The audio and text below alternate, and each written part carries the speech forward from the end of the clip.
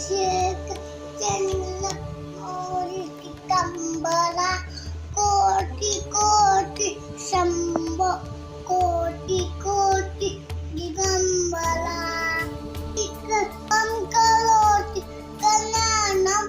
आरोग्यम धनसंपदा सुखलोकुत